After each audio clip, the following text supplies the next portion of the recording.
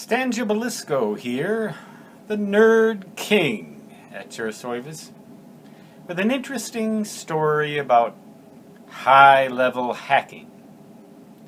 It was told to me today by the person who runs the company that hosts my website, and he was talking about how you can hack into a computer that is completely severed from the internet. Doesn't even have a modem in it. You can still hack into it.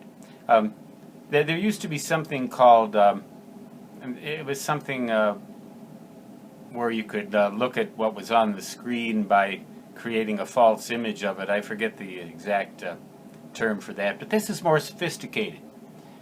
Apparently, the United States imports some of its computer chips from other countries, and some of these chips may contain firmware on them that we don't necessarily know about and wouldn't like if we did. Well, as things go, as the story goes, some chip programmed a computer so that the cord in the mouse would act as a wireless antenna.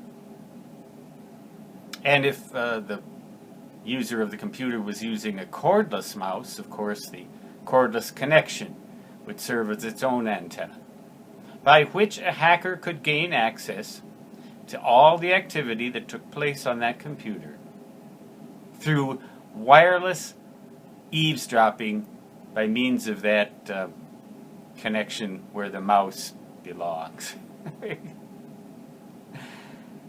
There is an answer to all of that, I guess. And that would be to operate every computer inside of a Faraday cage. And to have it completely severed from the internet when it's operating. But this is a game of mouse and mouse trap. Mouse and mouse trap. Or maybe one should say, as I saw in a recent video, mouse trap and tongue. It's the slow-mo guys. Go to their website, the slow-mo guys. You can't miss it. Anyway, the point of all of this is the fundamental axiom of hacking and intrigue and internet intrigue is if you can imagine that a hacker might be able to do something, then they can. And if they can, somewhere, somehow, they will. Maybe not to you, but to somebody that matters maybe a little more than you. I don't think I'm terribly important, and all of my work is intended for publication anyway. They would be bored silly. But isn't that just something about that just fascinates me?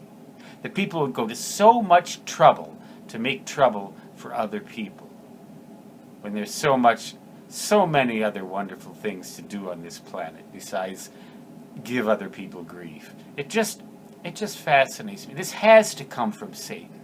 It has to. There must be a devil. It has to come from Satan. Who else would think up such shit?